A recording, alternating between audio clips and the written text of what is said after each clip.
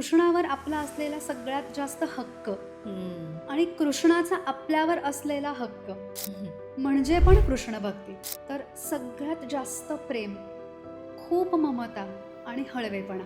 बरेचदा काय होतं ना, रोजच्या जीवनामध्ये कृष्ण काय करतो तर प्रॉब्लेम्स देऊन आपलं कोण आणि परक कोण हे दाखवून देतो. फक्त आपली ती बघायची दृष्टी पाहिजे. तर मग सामान्य लोकांनी भक्तीचा कोणता मार्ग स्वीकारावा?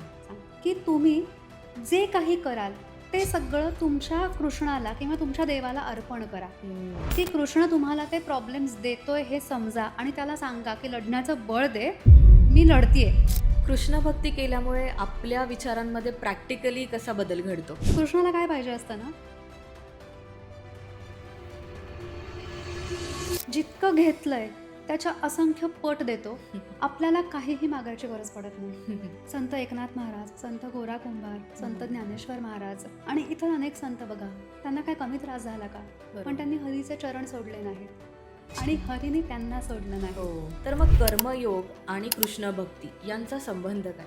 की तुम्ही जर मला सगळं समर्पण करताय, कृष्णार्पणमस्तु हे जर तुम्ही करताय, तर तुम्ही करत असलेलं कर्म हे प्रामाणिक आहे का हे तुमचं तुम्ही तपासा.